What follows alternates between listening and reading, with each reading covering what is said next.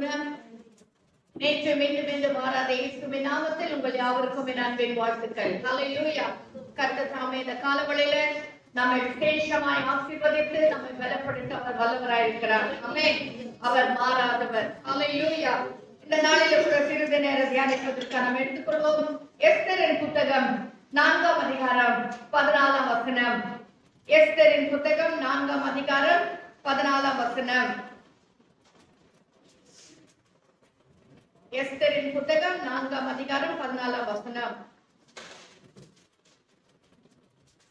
14ஆம் வசனம் பாத்தீங்க. நீ இந்த காலத்திலே மௌனமாயிருந்தால் யூதனுக்கு சகாயமும் ரட்சிப்பும் வேறொரு இடத்திலிருந்து எழும்பும். இந்த காலவெளியிலே உங்களோட நான் பகிர்ந்து கொள்ள போகிற காரியம் என்னவென்றால், நீ இந்த காலத்திலே மௌனமாயிருந்தால், நீ இந்த காலத்திலே மௌனமாயிருந்தால், இந்த எஸ்தரின் புத்தகத்திலே இந்த வசனத்திலே நாம் வாசிக்கும் போது என்ன வாசிக்கிறோம் என்றால், ஒரு காலத்தை குறித்து சொல்லுகிறார். ஒரு காலம் உலகத்திலே நாம் பார்க்கும்போது எல்லாவற்றுக்கும் ஒரு காலம் இருக்கிறது. அதாவது வெயிலுக்கு ஒரு காலம், மழைக்கு ஒரு காலம், பனிக்கு ஒரு காலம், எல்லாவற்றுக்கும் ஒரு சீசன் காலங்கள் இருக்கிறது. அதே போல நம்ம என்ன வாசிக்கிறோம்? பிரசங்கி 3ஆம் அதிகாரம் 1ஆம் வசனத்துல என்ன வாசிக்கிறோம்? பிரசங்கின் புத்தகம் 3ஆம் அதிகாரம் 1ஆம் வசனத்துல என்ன வாசிக்கிறோம்? பிரசங்கி எழுதுகிறார். என்ன எழுதுகிறார்? ஒவ்வொரு காலம் உண்டு. ஆமாங்க, ஒவ்வொன்றுக்கும் ஒவ்வொரு காலம் உண்டு. கீழே நம்ம வாசிக்கும் போது பிறக்க ஒரு காலம், இறக்க ஒரு காலம், நட ஒரு காலம், நட்டத்தை பிறக்க ஒரு காலம், அழ ஒரு காலம், சந்தோஷப்பட ஒரு காலம், துக்கிக்க ஒரு, இது பல காலங்கள் குறித்து சொல்லுகிறார். அப்ப நம்ம உலகத்துல பார்க்கும்போது எல்லாவற்றுக்கும் ஒரு காலம் இருக்கிறது. ஹல்லேலூயா.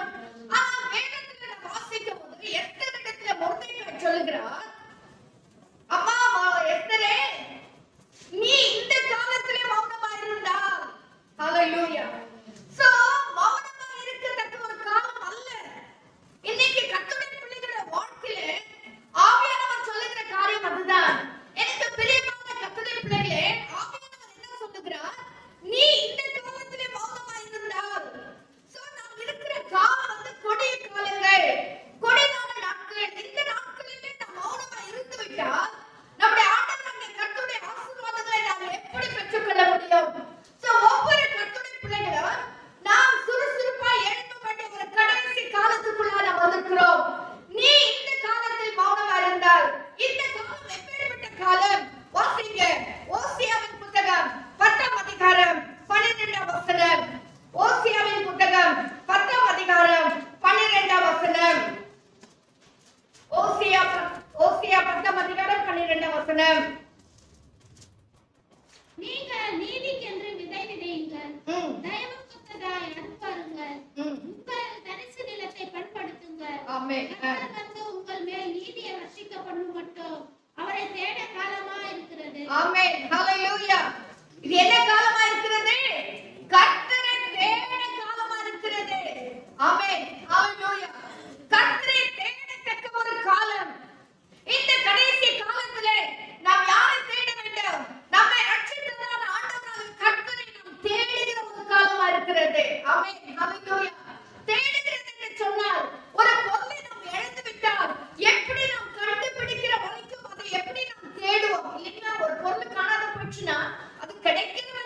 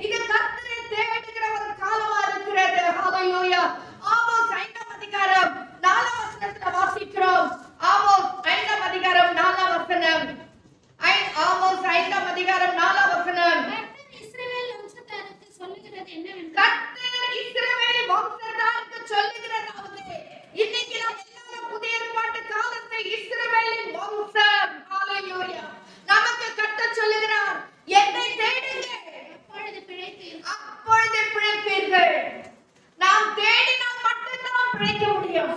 என்ன தேட வேண்டும்? உடைய கிருபையை தேட வேண்டும். உடைய பிரசன்னத்தை தேட வேண்டும். அதை தேடி கண்டுபிடிக்கிற வரைக்கும் நாம் ஓய்ந்திருக்க கூடாது. நாம் தேடி கண்டுபிடிக்க வேண்டும். எந்த இடத்திலே நாம் அந்த ஒரு வெள்ளி நாணயத்தை இழந்து விட்டு, எந்த இடத்திலே 100 ஆண்டுல ஒரு நாட்டினை இழந்து விட்டு, எந்த இடத்திலே நான் தெய்வ மகிமை இழந்து விட்டு, எந்த இடத்திலே நான் கர்த்தருடைய பிரசன்னத்தை இழந்து விட்டேன் என்று சொல்லி நாம் தேடி கண்டுபிடிக்கிற பிள்ளைகளா இருக்க வேண்டும். தேடுங்கள், அப்பொழுது பிழைப்பீர்கள். ஆமா கர்த்தருடைய பிள்ளைகளை தேடி கண்டுபிடிச்சாதான் நாம் பிழைக்க முடியும். இல்லைன்னு சொன்னால் மனுஷிகமாக, மாம்சீகமாக, சரீர பிரகாரமாக நாம் ஜீவனுள்ளவர்களாய் இருப்போம். ஆனால் ஆவிக்குரிய ரீதியிலே நாம் செத்தவர்களாய் காணப்படுவோம். நம் ஆவிக்குரிய வாழ்க்கை மரித்து போன ஒரு வாழ்க்கையாக காணப்படும். அப்படினால் நாம் என்ன செய்ய வேண்டும்? இந்த காலம் எப்பேற்பட்ட காலம்? கர்த்தரை தேடுகிற ஒரு காலம். நாம் தேடினால் பிழைப்போம். ஹல்லேலூயா. உபாகமம் 4ஆம் அதிகாரம் 29ஆம் வசனத்தில் என்ன வாசிக்கிறோம்? ஹல்லேலூயா. உபாகமம் 4ஆம் அதிகாரம் 29ஆம் வசனம். உபாகமம் 4ஆம் அதிகாரம் 29ஆம் வசனம்.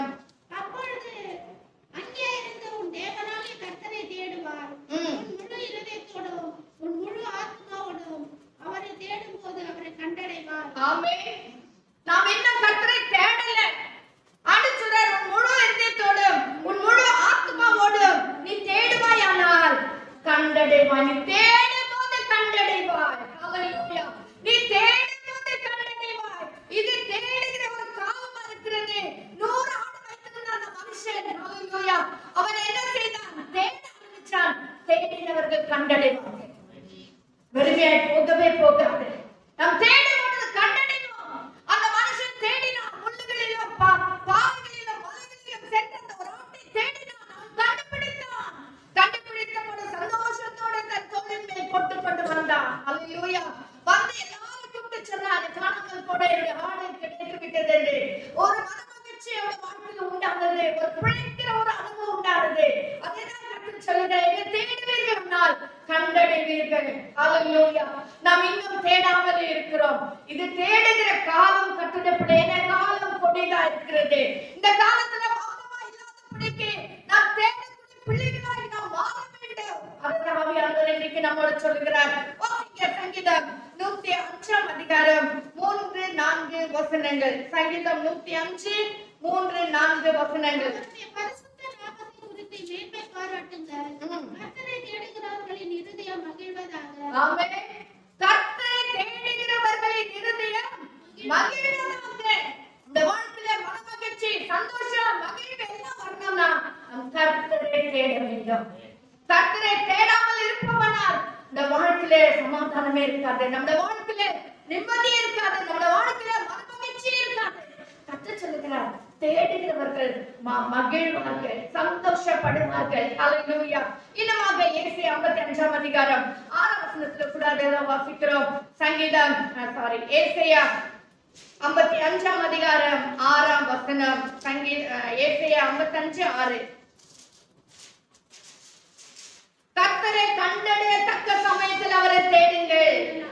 அவர் சமீபமா இருக்கையில் அவரை நோக்கி கூப்பிடுங்கள். அவர் சமீபமா இருக்கையில் அவரை நோக்கி கூப்பிடுங்கள். கர்த்தரை கண்டடையத்தக்க ஒரு சமயம் இருக்குது. அதான் இந்த காலம். கர்த்தரை கண்டடையத்தக்க ஒரு காலத்துக்குள்ள நாம் வந்திருக்கிறோம். அவரை தேடுகிற ஒரு காலத்துக்குள்ள வந்திருக்கிறோம். கர்த்தரை வசனம் சொல்லுது, கர்த்தரை கண்டடையத்தக்க சமயத்தில் அவரை தேடுங்கள். சும்மா சும்மா ஏதோ ஒரு காலத்துல தேடாதீங்க. இது கர்த்தரை தேடுகிற ஒரு காலம். கர்த்தரை கண்டடையத்தக்க ஒரு காலத்துக்குள்ள வந்திருக்கிறோம். கர்த்தர் சொல்லுகிறார், நீங்க தேடுங்க. அவர் சமீபமா இருக்கையில் அவரை நோக்கி கூப்பிடுங்கள். நாம் தேட வேண்டும். எதை இழந்து விட்டிருப்போம்? எங்க நம்முடைய பசுத்தத்தை இழந்துட்டோம்? எங்க நம்முடைய வார்த்தைகளை விட்டு விட்டோம்? எங்க தேவ பிரசனத்தை விட்டுட்டோம்? எங்களோட மகிமையை இழந்து போயிட்டு இருக்கோம்? நாம் தேட வேண்டும். என்னவோ நான் ரட்சிக்கப்பட்ட, அபிஷேகம் பண்ணப்பட்ட, அனைவர பேசுற, திரும்ப இருக்கு, வர இருக்கு, எல்லாம் இருக்கு, கரெக்ட். இப்ப இருக்கா? இப்ப எல்லாம் இருக்கா? அதான் நாம் டெஸ்ட் பண்ணி பார்க்கணும்.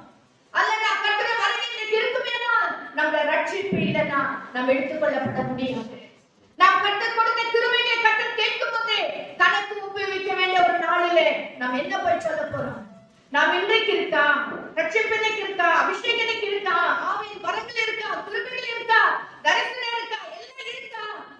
நாம் தேட வேண்டும்.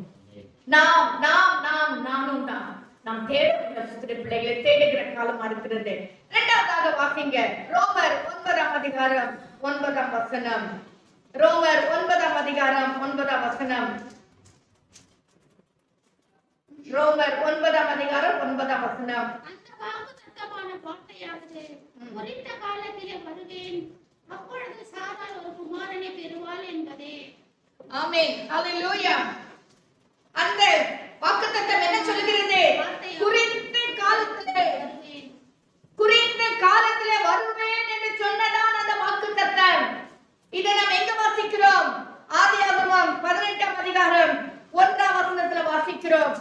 ஆதியாகமம் 18ஆம் அதிகாரம் 1ஆம் வசனம். பின்பு கர்த்தர் மம்ரேயின் சமபூமியிலே 10 வசனங்களா? பின்பு கர்த்தர் மம்ரேயின் சமபூமியிலே அவனுக்கு தரிசனமானார். அவன் பகலின் வாசிங்க கரெக்டா தான்.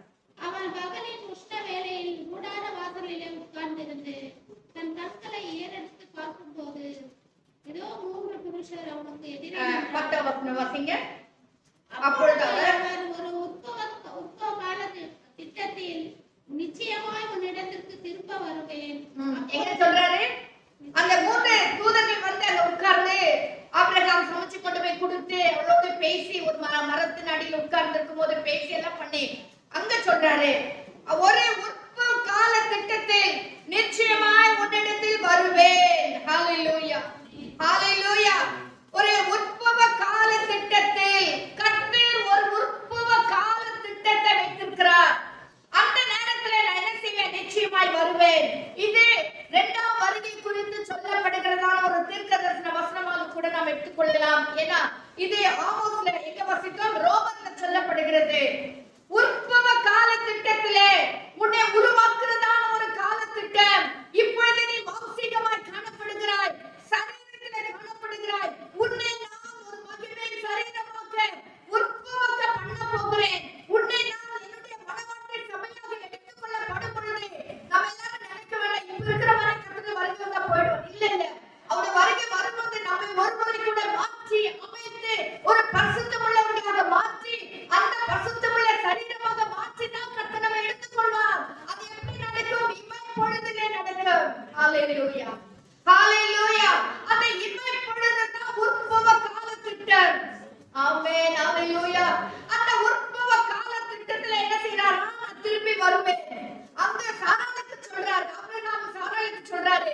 இங்க புதிய ஏற்பாட்டு காலத்திலே நமக்கு கர்த்தர் சொல்லுகிறார், நான் திரும்பவும் வருவேன். எப்ப வருவேன்? உற்பவ கால திட்டத்திலே. ஹalleluya. இந்த காலத்திலே அவர் வந்து என்ன செய்வார்? நம்மை அவரிடத்திலே சேர்த்துக் கொள்வார். வாசிக்கிறீங்களா? 9ஆம் அதிகாரம் 9ஆம் வசனம். ரோமர் 9:9. அந்த வாக்குத்தத்தமான வார்த்தையாவது குறித்த காலத்தில் வருவேன், அப்பொழுது சாராள் ஒரு குமாரனை பெறுவாள் என்பதே. ஆமென். குறித்த காலத்துல வருவேன். இன்னொரு விதத்துல நாம் பார்க்கும்போது குறித்த காலம் என்று சொல்லப்படுகிறது. இந்த வாழ்க்கையில கர்த்தர் கொடுத்ததான வாக்குத்தத்தங்கள், இந்த வாழ்க்கையில கர்த்தர் செய்வேன் என்று நினைத்ததான காரியங்கள். ஏசாயா வாசிக்கிறோம், நான் செய்ய நினைத்தது ஒருவரால் தடைப்படாது. ஹalleluya. அந்த காரியங்கள் எல்லாம் குறித்த காலத்துல நிறைவேறும். வாக்குத்தத்தங்கள் எல்லாம் இச்சைக்காலையில நிறைவேறும். நான் உன்னை வாழாக்காம தலை காக்குவேன் உனக்கு ஒரு வாக்குத்தத்தம் கொடுத்திருந்தார். அது குறித்த காலத்துல நிறைவேற்றுவார். ஹalleluya.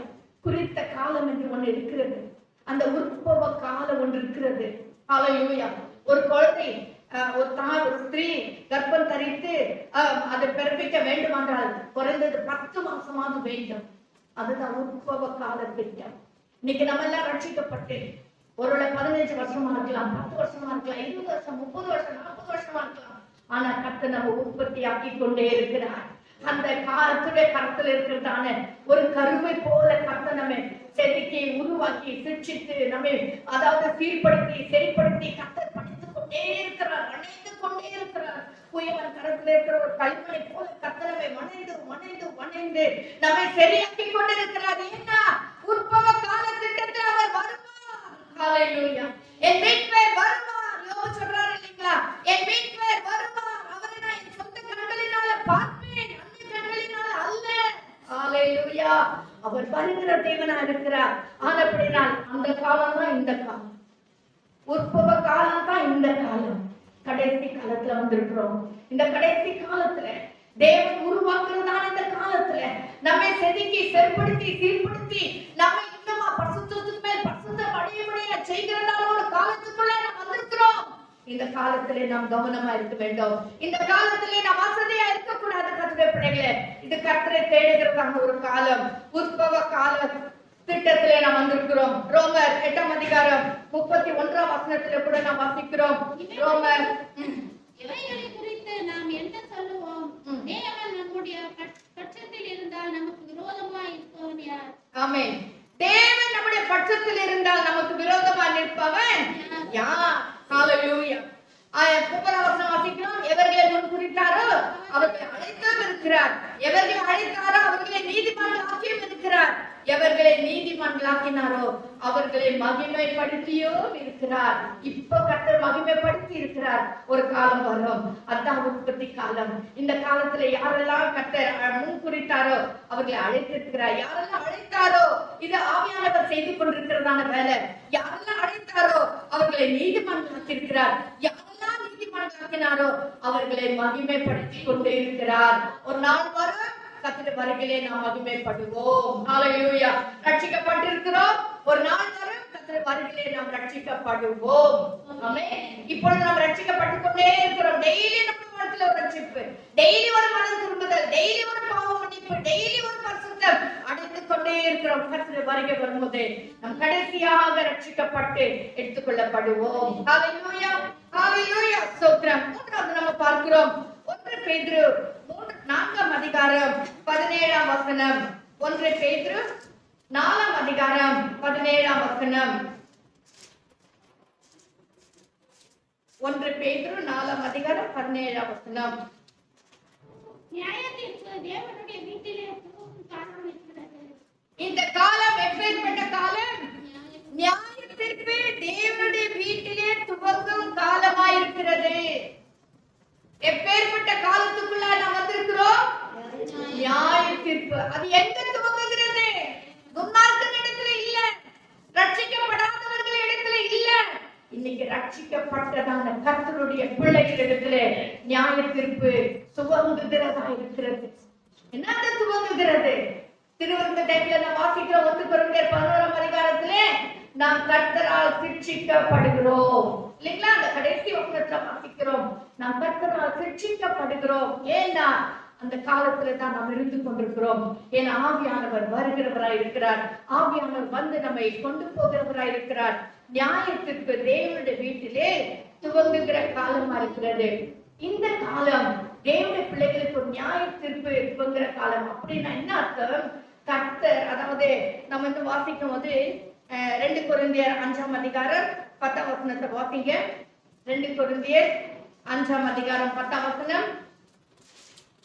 2 கொரிந்தியர் 5ஆம் அதிகாரம் 10ஆம் வசனம். ஏனென்றால் வாசிங்க. ஏனென்றால் சரீரத்தில் அவனவன் செய்த நன்மைக்காவது தீமைக்காவது தக்க பலனை அடையும்படிக்கு நாம் எல்லாரும் கிறிஸ்துவின் நியாயஸ்தானத்துக்கு முன்பதாக வெளிப்பட வேண்டும். 2 கொரிந்தியர் 5ஆம் அதிகாரம் 10ஆம் வசனம். ஏனென்றால் வாசிங்க. சரீரத்தில் அவனவன் செய்த நன்மைக்காவது தீமைக்காவது தக்க பலனை அடையும்படிக்கு நாம் எல்லாரும் கிறிஸ்துவின் ஞானஸ்தானத்திற்கு முன்பாக வெளிப்பட வேண்டும். கிறிஸ்துவின் நியாயஸ்தானத்திற்கு முன்பதாக வெளிப்பட வேண்டும். இதற்காக நாம் செய்ததான நன்மைக்காவது தீமைக்காவது தக்க பலனை அடையும்படிக்கு. அப்போ ஒவ்வொரு கர்த்தருடைய பிள்ளைகளும் நியாயஸ்தானத்துக்கு முன்பதாக நிற்க வேண்டும். அப்படியானா? அப்படி என்று சொன்னால் ரோமர் 8ஆம் அதிகாரம் 1ஆம் வசனத்துல வாசிக்கிறோம், ஆனபடினால் கிறிஸ்து இயேசுவுக்கு உட்பட்டவர்களா இருந்து மாம்சத்தில் நடவாமல் ஆவியின்படி நடக்கிறவர்களுக்கு நியாய தீர்ப்பு இல்லை என்று சொல்லப்படுகிறது. ஆமென். நமக்கு நியாய தீர்ப்பு இல்லைனா, ஆனால் கர்த்தருடைய பிள்ளைகளுக்கு இப்பவே நியாய தீர்ப்பு அடைகிற ஒரு காலம். அது நியாய தீர்ப்பு அல்ல, சிட்சிக்கிறதான ஒரு காலம். ஹல்லேலூயா. அதனால கர்த்தருடைய பிள்ளைகளே, நம்ம ஏதாவது தவறுகளை செய்யும் போது, சில துன்பத்துக்குள்ளாய் கடந்து செல்லும் போது, சில பிரச்சனைக்குள்ளாய் கடந்து செல்லும் போது நீங்க கவலைப்படாதீங்க. கர்த்தர் என்னை சரிப்படுத்துகிறார் என்றுதான் அதனுடைய அர்த்தம். கர்த்தர் என்னை சீர்படுத்தி கொண்டிருக்கிறார், என்னை பரலோக பாக்கியத்துக்குள்ளாய் செல்லுவதற்கு என்னை தகுதிப்படுத்தி கொண்டிருக்கிறான் தான் அர்த்தம். ஆனப்படி நாம் சோர்ந்து போகாதபடிக்கு இந்த காலத்துல நாம் கர்த்தரை இன்னும் அண்டிக் கொள்வது நமக்கு நல்லமா இருக்கும். யாருக்கு இந்த நியாயத்தீர்ப்பு? எல்லா கர்த்தருடைய பிள்ளைகளுக்கும், எல்லா கிறிஸ்துவர்களுக்கும் இந்த நியாயத்தீர்ப்பு எப்பொழுது நடக்கும் என்று சொன்னால், வாசிங்க யோவான் 14ஆம் அதிகாரம் 3ஆம் வசனம். யோவான் 14ஆம் அதிகாரம் 3ஆம் வசனம். யோவான் 14ஆம் அதிகாரம் 3ஆம் வசனம். நான் போய் உங்களுக்காக ஸ்தலத்தை ஆயத்த பண்ணின பின்பு நான் இருக்கிற இடத்திலே நீங்களும் இருக்கும்படி நான் மறுபடியும் வந்து உங்களை என்னிடத்தில் சேர்த்துக் கொள்வேன். ஆமென். ஹalleluya. எப்பொழுது நடக்கும் என்று சொன்னால், மறுபடியும் வந்து உங்களை என்னிடத்தில் சேர்த்துக் கொள்வேன். ஹalleluya. இன்னும் 1 தெசலோனிக்கேயர் 4ஆம் அதிகாரம் 14ஆம் வசனத்திலிருந்து 17ஆம் வசனம் வரைக்கும் வாசிக்கிறோம். இதோ எக்கால சத்தத்தோட வானத்திலிருந்து வாசிங்க அந்த வசனத்தை. 1 தெசலோனிக்கேயர் 4ஆம் அதிகாரம் 14ஆம் வசனத்திலிருந்து, இயேசுவானவர் மரித்த பின்பு எழுந்திருந்தார் என்று விசுவாசிக்கிறோமே, அப்படியே இயேசுவுக்குள் நித்திரை அடைந்தவர்களையும் தேவன் அவரோடு கூட கொண்டு வருவார். தேவன் அவரோடு கூட கொண்டு வருவார். கீழே எல்லாம் வாசிக்கிறோம். அது நமக்கு எல்லாம் தெரிஞ்ச வசனம். கர்த்தருடைய வார்த்தை முன்னிட்டு சொல்லுகிறேன், கர்த்தருடைய வருகப்பட்ட உயிரோடு நாமும் நித்திரை அடைந்தவர்களுக்கு முந்திக் கொள்வதில்லை. ஏனெனில் கர்த்தர் தாமே ஆரவாரத்தோடும் பிரதான தூதருடைய சத்தத்தோடும் தெய்வ காலத்தோடும் வானத்திலிருந்து இறங்கி வருவார். அப்பொழுது கிறிஸ்துவுக்குள் மரித்தவர்கள் முதலாவது எழுந்திருப்பார்கள். சோ அந்த டைம்ல தான் நமக்கு நியாயத்தீர்ப்பு. இன்னும் வாசிங்க இதை நியாயத்திருக்கிறவர் யார் என்று சொன்னா, யாருன்னு நினைக்கிறீங்க? யாரு சிங்காசனத்துல உட்கார்ந்து நியாயத்திருப்பார்? வாசிங்க யோவான் 5ஆம் அதிகாரம் 22ஆம் வசனம். யோவான் 5ஆம் அதிகாரம் 22ஆம் வசனம். யோவான் 5ஆம் அதிகாரம். கனம் பண்ணுகிறது போல எல்லாரும் குமாரனையும் கனம் பண்ணும்படிக்கு பிதாவானவர் தாமே ஒருவருக்கும் நியாயத்தீர்ப்பு செய்யாமல் நியாயத்தீர்ப்பு செய்யும் அதிகாரம் முழுவதையும் குமாரனுக்கு ஒப்பு கொடுத்திருக்கிறார். ஆமென். ஹalleluya. பிதாவை எவ்விதமா எல்லாரும் கனம் பண்றாங்களோ அதே போல என்னுடைய குமாரனையும் எல்லாரும் கனம் பண்ணணும் அப்படின்னு பிதாவானவர் நினைத்து என்ன செய்கிறார்? பிதாவானவர் தாமே ஒருவருக்கும் நியாயத்தீர்ப்பு செய்யும் அதிகாரத்தை முழுவதையும் குமாரனுக்கு ஒப்பு கொடுத்திருக்கிறார். ஹalleluya. அப்ப நம்ம நியாயத்தீர்ப்பது யாரு? குமாரனாகிய இயேசு கிறிஸ்து. ஹalleluya. அவர் தான் நமக்கு ஜீவனை கொடுத்தார். அவர் தான் தம்முடைய சரீரத்தை முழுதுமா பிட்டு கொடுத்து மீண்டுமா மரித்து உயிர்த்தெழுந்து பரலோகத்துக்கு போனது போல அவர் தான் நம்மை நியாயமும் தீர்ப்பார். ஒரு அழகான வார்த்தை பாருங்க. ஏன்னா ஜீவன் கொடுத்தவருக்கு தான் தெரியும் தன்னுடைய பிள்ளைகளுடைய அருமை. புரியுதுங்களா? ஒரு தாய் தகவலுக்கு தான் தெரியும் அந்த பிள்ளையுடைய அருமை. அந்த பிள்ளை எவ்வளவு தப்பு செஞ்சாலும் அந்த பெற்றோர்கள் ஐயோ பரவாயில்ல தெரியாம செஞ்சுட்டான் தெரியாம அப்படின்னு சொல்லி மன்னிச்சு பரவாயில்ல திருந்திருவான் அப்படின்னு மன்னிச்சு எப்படி அந்த அப்பாவை விட்டு கொடுக்குறாங்களோ அதே போலதான் நம்முடைய அப்பாவாக இயேசு கிறிஸ்து கூட நம்மை மன்னித்து ஏற்றுக்கொண்டு ஐயோ இந்த பிள்ளைக்காக நான் செஞ்சேன், இந்த பிள்ளைக்கான எவ்வளோ பாட்டுகளை ஏற்றுக்கொண்டேன், இந்த பிள்ளைகளை எப்படி விட்டுறது, பரவாயில்ல ஒரு முறை கூட இறக்க செய்யறதான் கர்த்தர் நம்மளுக்கு இரக்கமாய் இருக்கிறார். அவர் நமக்காக அவர் ஜீவனை கொடுத்தபடினால் பிதாவானவர் என்ன செய்கிறார்? அந்த அதிகாரத்தை நியாயத்திற்கு அதிகாரத்தை யாருக்குமே கொடுக்காதபடி குமாரனாக இயேசு கிறிஸ்து கொடுத்திருக்கிறார். அப்ப குமாரனாக இயேசு கிறிஸ்து தான் நம்மை நியாயத்திற்கிறவராய் இருக்கிறார். ஹல்லேலூயா. ஸ்தோத்திரம். அதே 2 கொரிந்தியர் 5ஆம் அதிகாரம் 10ஆம் வசனத்துல என்ன வாசிக்கிறோம்? இன்னும் ஒரு முறை கூட அந்த வசனத்தை வாசிங்க. 2 கொரிந்தியர் 5ஆம் அதிகாரம் 10ஆம் வசனம். 2 கொரிந்தியர் 5ஆம் அதிகாரம் 10ஆம் வசனம். ஏனென்றால் சரீரத்தில் அவனவன் செய்த நன்மைக்காவது தீமைக்காவது தக்க பலனை அடையும்படிக்கு நாம் எல்லாரும் கிறிஸ்துவின் நியாயஸ்தானத்திற்கு முன்பாக. இப்ப பாத்தீங்களா? நியாயஸ்தானத்துல யாருக்கு? கிறிஸ்துவானவர். அங்க யோவான்ல வாசித்தோம் குமாரனுக்கு தான் அதிகாரத்தை கொடுத்திருக்கிறான்னு வாசித்தோம். கீழே எங்கே நான் வாசிக்கிறோம்? கிறிஸ்துவின் நியாய நமக்கு முன்பதாக வெளிப்பட வேண்டும். அப்போ ஞானஸ்தானத்துல யார் உட்கார்ந்திருக்கிறது? நம்ம ஆண்டவராகிய கிறிஸ்து. ஹல்லேலூயா. மத்தேயு 5ஆம் அதிகாரம் 25ஆம் வசனத்துல வாசிக்கிறோம், நியாயத்தீர்க்கப்படும் போது நாம் எப்படி, தேவன் எப்படி நியாயத்தீர்த்து எப்படி நம்மை வரவேற்பார் என்று சொல்லி பாருங்க. மத்தேயு 25ஆம் அதிகாரம் 21ஆம் வசனம். மத்தேயு 25ஆம் அதிகாரம். ஏனெனில் உலகம் உண்டானது முதல் இதுவரைக்கும் சம்பவித்திராததும் இனிமேலும் சம்பவியாததுமான மிகுந்த உபத்திரவம் அப்பொழுது உண்டாயிருக்கும். ஆமென்.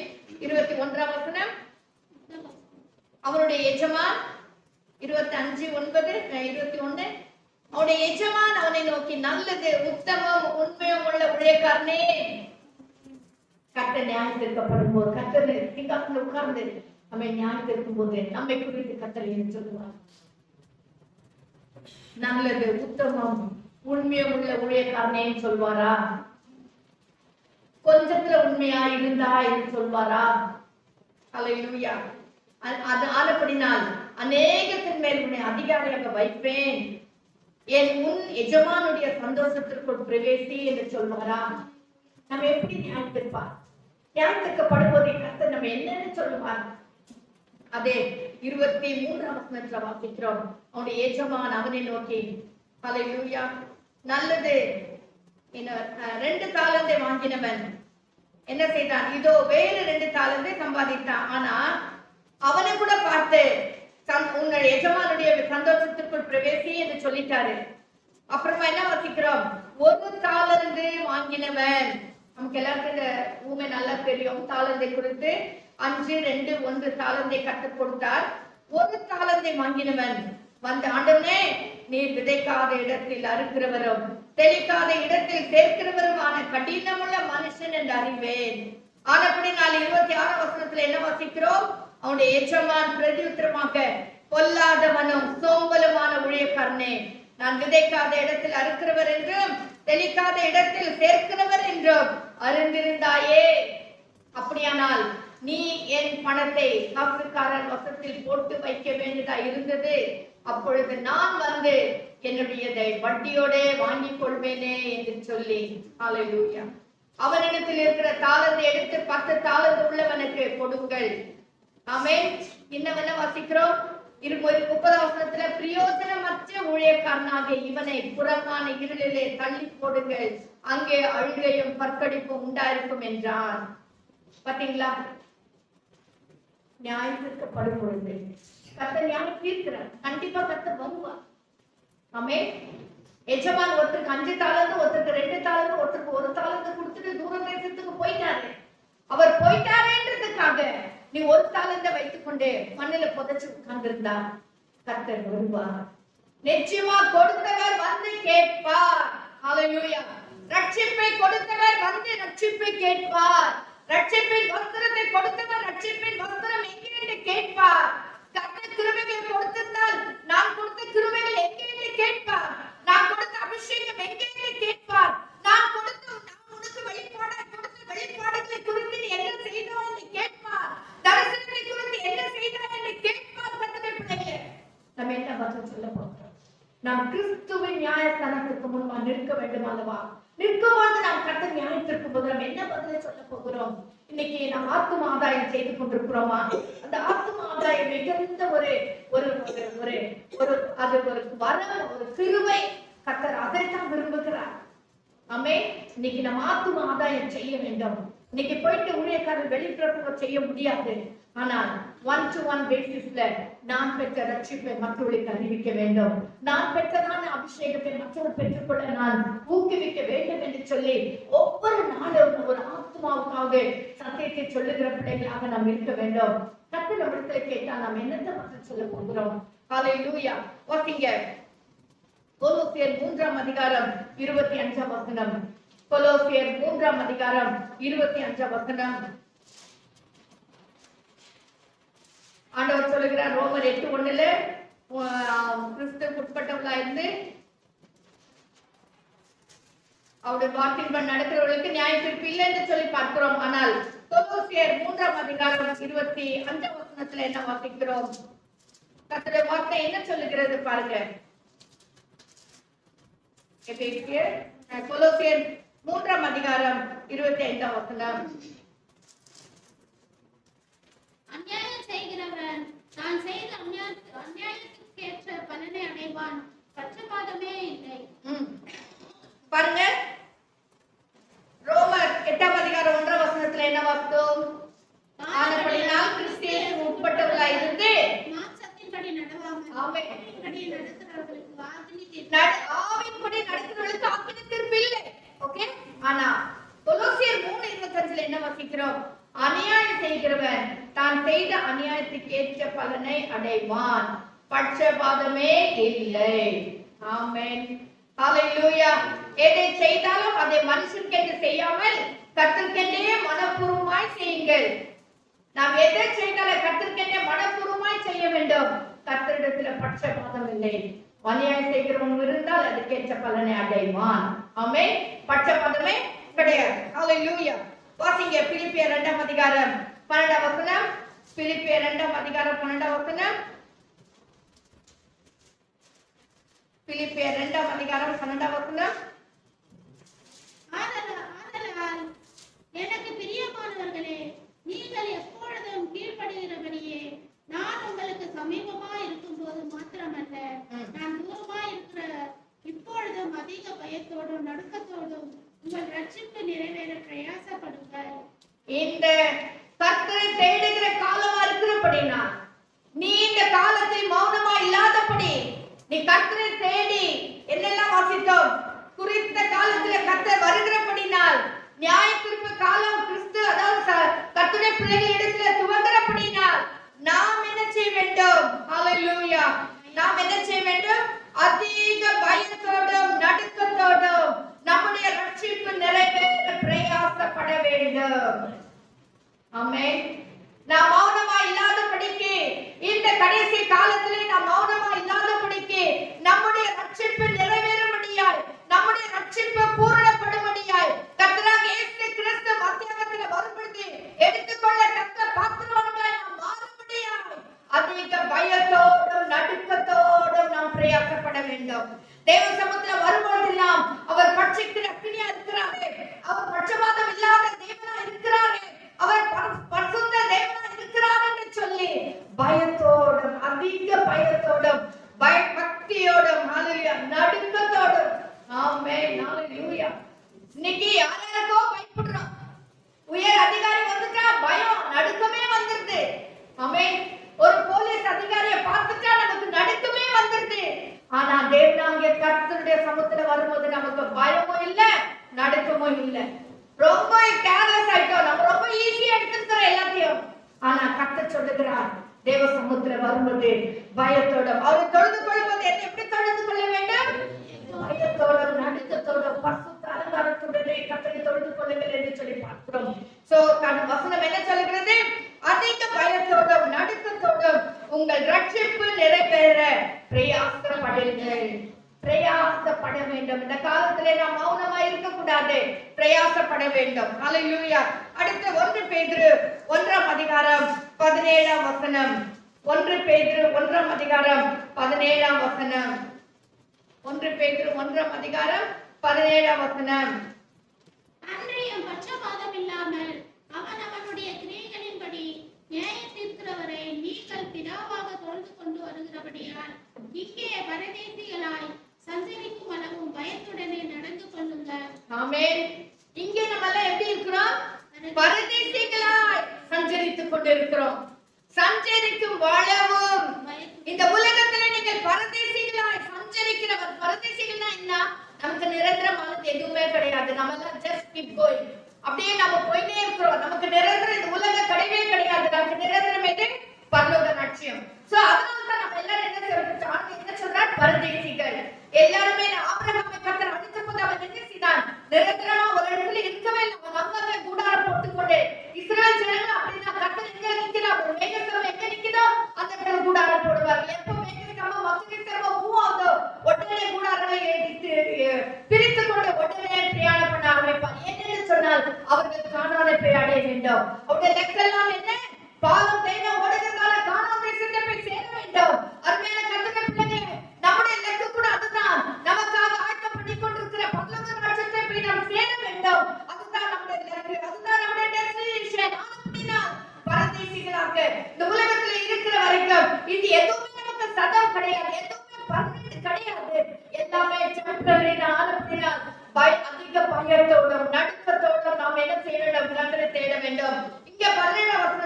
வாசிக்கிறோம்.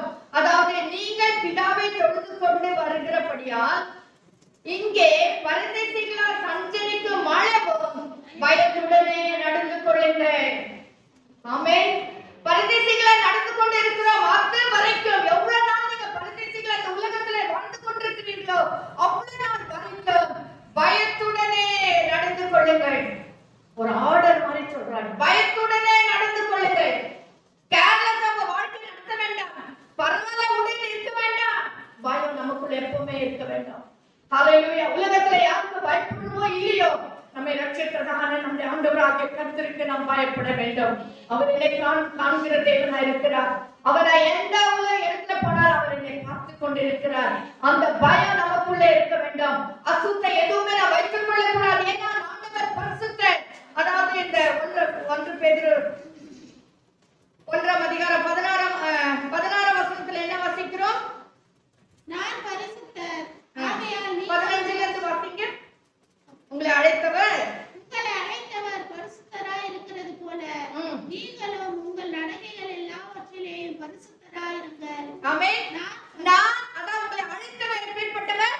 பரிசுத்தராய் இருக்கிறது போல நீங்களும் உங்கள் நடக்கைகள் எல்லாவற்றிலேயும் பரிசுத்தமாய் இருங்கள். பரிசுத்தராய் இருங்கள்.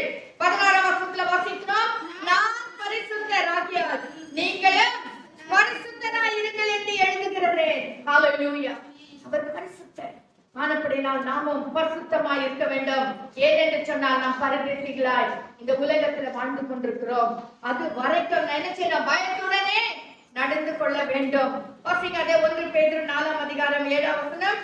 1 பேதுரு 4ஆம் அதிகாரம் 7ஆம் வசனம். எல்லாவற்றிற்கும் முடிவு சமீபமாயிற்று. எல்லாவற்றிற்கும் முடிவு சமீபமாயிற்று. இன்னைக்கு உலகத்துல நான் பார்க்கும்போது வேதத்துல சொல்லப்பட்ட நிறைய தீர்க்கதரிசன வசனங்கள் நிறைவேறிக் கொண்டிருக்கிறது. ஆனபடினால பவுல் அப்போஸ்தலன் பேதுரு எழுதும்போது யார் எழுதினது இந்த புத்தகத்தை? அப்போஸ்தலனாகிய பேதுரு எழுதுகிறார். என்ன எழுதுகிறார்? எல்லாவற்றுக்கும் முடிவு சமீபமாயிற்று. எல்லாவற்றுக்கும் முடிவு சமீபமாயிற்று. ஆகையால் தெளிந்த புத்தி உள்ளவர்களாய் இருந்து ஜெபம் பண்ணுவதற்கு ஜாக்கிரதை உள்ளவர்களாய் இருங்கள். கர்த்தருடைய இன்னைக்கு இந்த ஓச நாளிலே ஆவியானவர் நம்மோடு எச்சரித்து சொல்லுகிற காரியம், எல்லாவற்றுக்கும் முடிவு சமீபமாயிற்று. ஆகையால் புத்தி உள்ளவர்களாய் இருந்து ஜெபம் பண்ணுவதற்கு ஜாக்கிரதை உள்ளவர்களாய் இருங்கள். ஆமென்.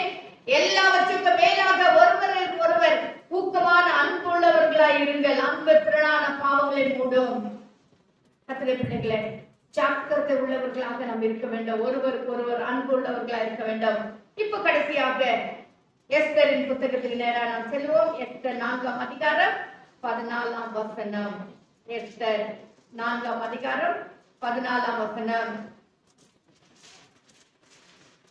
எஸ்தர் 4ஆம் அதிகாரம் 14ஆம் வசனம்.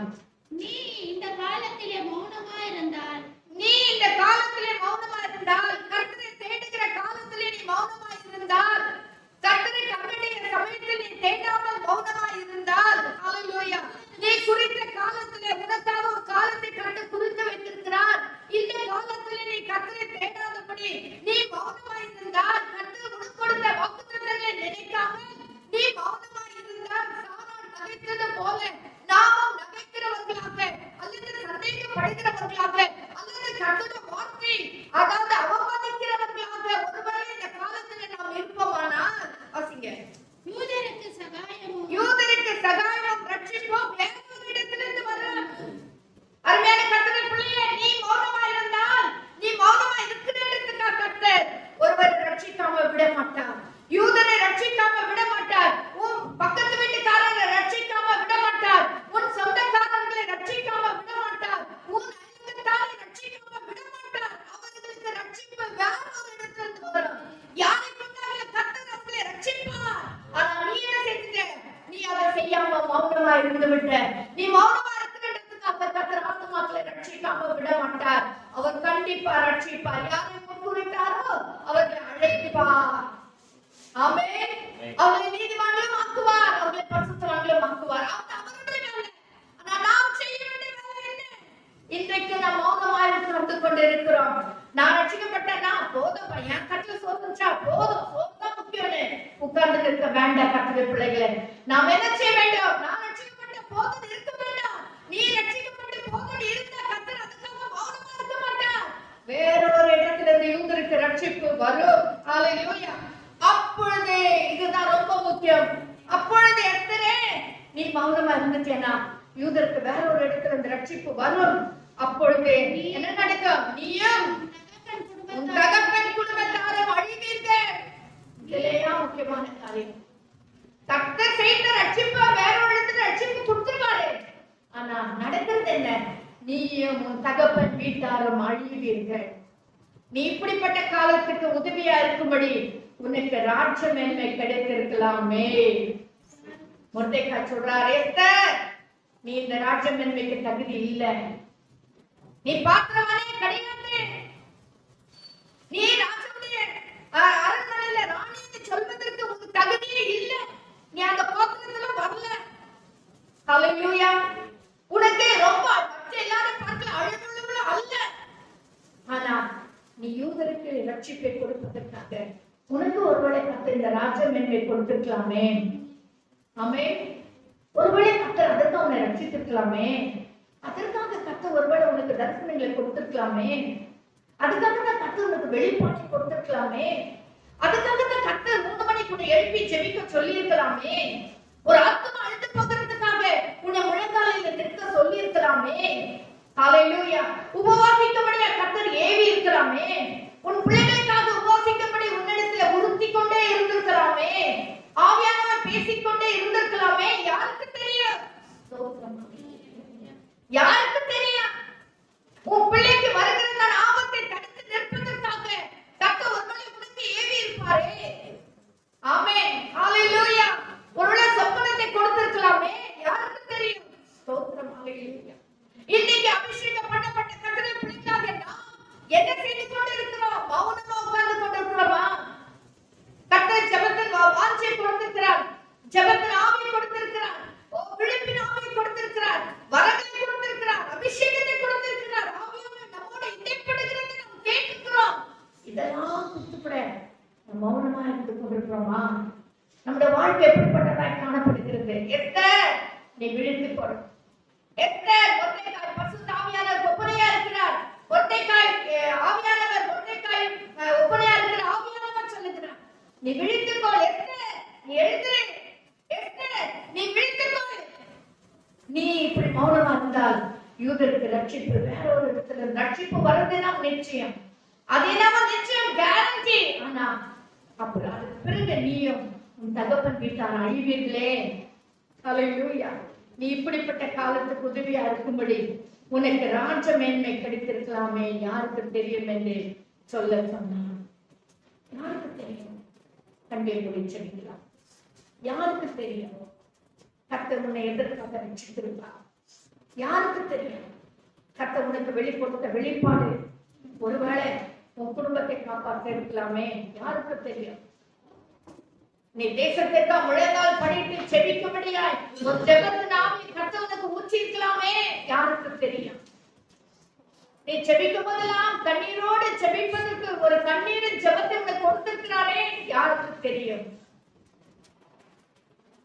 வாலிபர்களுக்காக முழங்கால் படிட்டு செபிக்கும்படியா வாலிபர்கள் மேல் உள்ள ஒரு பாரத்தை உனக்கு கொடுத்திருக்கலாமே. யாருக்கு தெரியும்? இன்னைக்கு போதை பொருளுக்கு அடிமையா இருந்து பிசாசின் பிடியில சிக்கி தவிக்கிற பிள்ளைகளுக்காய் நீ பாரத்தோடு செபிக்கிற ஒரு பாரத்தை உனக்கு கொடுத்திருக்கலாமே. யாருக்கு தெரியும்? ஆனால் கர்த்தருடைய பிள்ளையே, நீ மௌனமா இருக்கிறது என்ன?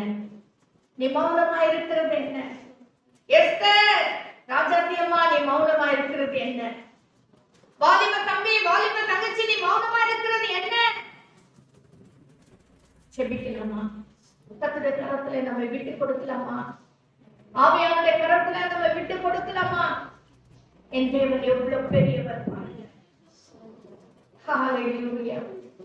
ஹalleluya. அபிஷேகம் பெறுவது நாம் பாக்குறவங்களா? வரங்களை பெற்றுக் கொள்வது நாம் பாக்குறவங்களா? இல்ல.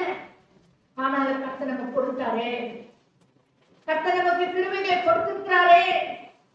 அதையே நம்ம இன்னும் மண்ணை தோண்டி அதை புதைத்து வைத்துக் கொண்டிருக்கிறோம். நம்ம இன்னும் வியாபாரமே பண்ணல. இன்னும் நம்ம அந்த வரங்களை விநியோகிக்கல, வரங்களை நாம் பயன்படுத்தல, செபத்தை நாம் இன்னும் பயன்படுத்தல. ஆவியானவர் நம்மோடு பேசிக் கொண்டிருக்கிறார். இந்த செய்தி கேட்டுக்கொண்டிருக்கிற அருமையான கர்த்தருடைய பிள்ளைகளே, ஹalleluya ஹalleluya, ஆவியானவர் உங்களோடு கூட பேசிக் கொண்டிருக்கிறார். நீ மௌனமா இருக்கிறது என்ன எஸ்தர்? நீ மௌனமா இருக்கிறது என்ன? எழும்பு, இது கர்த்தரை தேடுகிற காலமா இருக்கிறது. நீ மௌனமா இருக்கிற காலம் அல்ல. ஸ்தோத்திரம், ஹalleluya. ஓ நன்றி தகப்பனே. முழங்கால் படியிட வேண்டிய காலம், முழங்கால் படியிட வேண்டிய காலம், உற்பவ காலத்திட்டர் உன்னை உருவாக்குற ஒரு காலம் இது. உன்னை செயல்படுத்துகிற ஒரு காலம், உன்னை சீர்படுத்துகிற ஒரு காலம். நீ ஆவியானவர் கழுத்துல உன்னை விட்டுக் கொடுப்பாயா? உடைய கருத்துல உன்னை விட்டுக் கொடுப்பாயா? நம்முடைய தேவன் எவ்வளவு நல்லவர். காலத்தை குறித்து எவ்வளவு அழகா நம்மோட இணைப்படுகிறார் பாருங்க. எல்லாத்துக்கும் ஒரு காலம் இருக்கு. ஆனா ஒரு கர்த்தருடைய பிள்ளைக்கு மௌனமா இருக்க காலம் இல்லை. கர்த்தரை தேட காலம். நீ தேடினால் பிழைப்பார், தேடினால் மனமகிழ்ச்சியா இருப்பார். பசங்களை வாக்கு இல்லைங்களா? கர்த்தரை தேடுகிறவர்கள் கண்டடைவார்கள். நன்றி ராஜா, நன்றி. அந்த கர்த்தருடைய கரத்திலே நம்ம விட்டுக் கொடுக்கலாமா? மகிமை மாற்றுமை நிறந்ததான் எங்கள் தர்மையான காலவழியாக நன்றி ராஜா. உபவாச நாளில ஒரு முறை கூட கர்த்தரைகளை எச்சரித்ததுக்காக நன்றி ஆண்டுகிறேன். ஒரு முறை கூட எங்களை உணர்த்தினதுக்காக நன்றி ஆண்டுகிறேன். பயத்தோடு நடுக்கத்தோடு இருக்கும்படி ஜாக்கிரதையா இருங்கள் என்று சொல்லி ஆவியானவர் எங்களுக்கு உணர்த்தினதுக்காக நன்றி ராஜா. அப்பா, எல்லா கிருபை காலம் நினைத்துக் கொண்டிருக்கிறோம் ஆண்டவரே. கிருபை காலத்தை ஆண்டவரே அப்பா, அதுக்காக நான் ரொம்ப கேர்லெஸ்ஸா இருந்து விடுங்க ஆண்டவரே. பரவாயில்ல, எனக்கு டைம் இல்லை, செவிக்கல, பரவாயில்ல, எனக்கு வேண்ட வாசிக்கலன்னு ஒரு தைரியத்தோடு இருக்கும் ஆண்டவரே. அப்பா, இது குறித்த காலம் அல்லவா ஆண்டவரே? இது கர்த்தாவே மௌனமா இருக்கிற காலம் இல்லையே. இந்த காலத்தை நாங்கள் பயன்படுத்தி எங்களுக்கு ஒரு வெற்றியை ஆண்டவரே. அப்பா, இந்த காலம் கர்த்தரை தேடுகிற காலமா இருக்கிறது அல்லவா ராஜா? இதை குறித்து நாங்கள் அப்படி ஐஷாக்கப்படுகிறாச்சா? அனுதினம் உங்களை தேட உதவி செய்யும் சுவாமி, தேட உதவி செய்ய ஆண்டவரே. கர்த்தருடைய கரம் எங்களோடு இருக்கட்டப்பா. எங்களுக்கு ஒரு முறை கூட உணர்த்த தேவ சமூகத்துல பயத்தோடு நடுக்கத்தோடு நம்முடைய கருத்துல அப்போ உங்களை தேட எங்களுக்கு உதவி செய்தது ஆண்டவரே. எஸ்தரை போல மௌனமா இல்லாதபடி, எஸ்தரை விதமாக அவ்வளவு பாதி மக்களை உபவாசித்து ராஜாவிடத்துல போய் மன்றாடி கேட்டது போல நாங்களும் உபவாசித்து அப்பா ராஜாவாக உடத்துல வந்து நாங்கள் கேட்டு யூதருக்கு ரட்சிப்பை கொடுத்து எங்களுக்கு உதவி செய்யும். அழுது போகிற ஆத்துமாக்களுக்கும் எங்கள் குடும்பத்துல இன்னும் ரட்சிக்கப்படாதவர்களுக்கும் நாங்கள் மீட்பை கொண்டு வருகிற பிள்ளைகளை எங்களை மாற்ற மாட்டவரை. எங்கள் சபை கொடுத்து எரியட்ட மாட்டவரை. எங்கள் சபையில ஒரு பெரிய எழுப்புதலை கொடுப்பீராக ராஜா. நாங்கள் ஒவ்வொருவரும் மௌனமா இல்லாதபடி மற்றவர்களை உற்சாகப்படுத்துகிற பிள்ளைகளை மாற்ற மாட்டவரை. ஞாபகம் கருத்துக்களை அர்ப்பணிக்கிறோம் அப்பா. இந்த வசனங்களை கேட்கிற ஒவ்வொருடைய பிள்ளைகளை கத்த உற்சாகப்படுத்தும், தைரியப்படுத்தும், சோபன் என்று விலக்கியதிலும் ஆண்டவரேன். சிலர் ஆண்டவரே அவ்வளவுதான் என் வாழ்க்கை முடிஞ்சது, இனி நான் என்ன செய்ய போறேன், இவ்வளவு நாள் ஜோபனது வீணாச்சு, இவ்வளவு நாள் கர்த்தரை தேடி வீணாச்சு என்று சோர்ந்து ஆண்டவரேன். அவர்களை தட்டி எழுப்ப மாட்டவரேன். அவர்கள் எழுந்து நிற்கட்ட மாட்டவரேன். எத்தனை போல எழுப்ப உதவி செய்ய மாட்டவரேன். கிரியை செய்கிறார்கள், ஆவியானவர் தொடர்கிறார்கள். அப்பா, நீ ஒவ்வொருவரை பலப்படுத்துகிறார்கள். தாழ்த்துகிற தகப்பனே, வியாதியிலிருந்து, விக்கிரத்திலிருந்து, பலவீனத்திலிருந்தும், அந்தகார கட்டுகளிலிருந்து கட்ட பிள்ளைகளை விடுதலையாக்க மாட்டவரே. சோர்வின் ஆவிலிருந்தும் சோம்பலின் ஆவிலிருந்து நீ விடுதலையாக்குகிறார்கள். எல்லா கட்டுகளையும் இயேசுவின் நாமத்துல உடைக்கப்படட்டும் ஆண்டவரே. கிரியை செய்கிற வழி நடத்த ஆசீர்வாதம் துதிக்கான மகிமையில நாங்கள் கேட்கிறோம். இயேசுவின் நாமத்தில் ஜெபிக்கிறோம் எங்கள் ஜீவனுள்ள பிதாவே. ஆமென், ஆமென். கர்த்தர் தாமே இந்த வசனங்களை நமக்கு ஆசீர்வாதம் கொடுப்பாராக. மீண்டும் நாம் ஜெபத்துல வருவோம். இந்த வசனங்களை தியானிக்க போகிறோம். ஹல்லேலூயா.